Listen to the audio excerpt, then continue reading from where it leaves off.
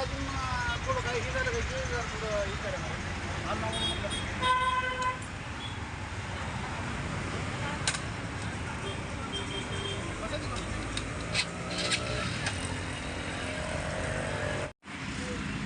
मला भरपूर पाठिंबे आले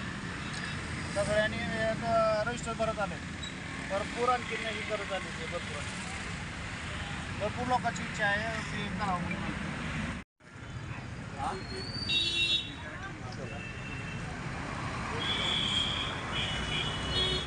आज आपण उपोषणाला बसलेला काय मागणी आहेत काय प्रकरण आहे? मागणी आमची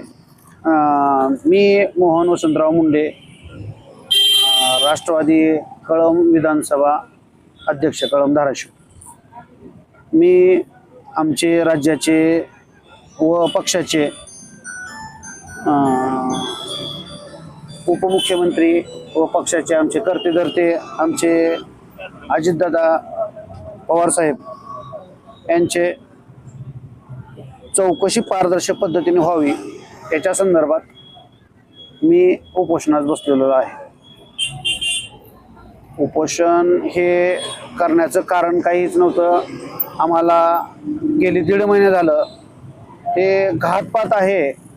का ॲक्सिडेंट आहे हे काय कळायला भाग नाही आणि लहान लहान मुलं परत दादाच्या बहिणी यांचं सगळ्यांचं महिलांचं बी म्हणणं येलं की दादाला आमच्या मारलंय का आमचे दादा गेलेत त्याच्यामुळं जरा थोडं टेन्शन त्या टेन्शनच्या अनुषंगानं आमचं म्हणणं आलं की आम्हाला दादाचे CCTV फुटेज द्या व FIR दाखल करून घ्या ह्या मागण्याच्या संदर्भात आम्ही उपोषणाला बसलेलो आहोत। दादा जावई आहेत त्याच्या जावई असल्यामुळं आमचं काहीतरी दादाने आमच्यासाठी खूप काही केलेलं आहे तर आमचं एक थोडं तीळ मात्र काम आहे की दादासाठी बाबा चौकशी व्हावी एवढंच आमचं एक हे आहे आणि आम्ही गप्प बसणार नाही। आता मी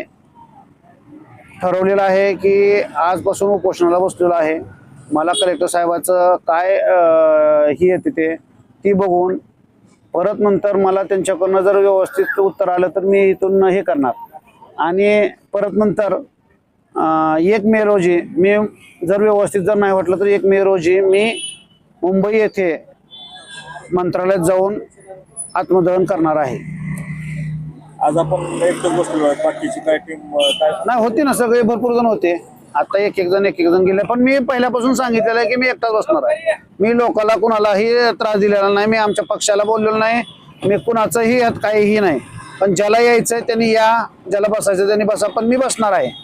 मला ज्यासाठी दादाने काहीतरी केलं ही मला माहिती आहे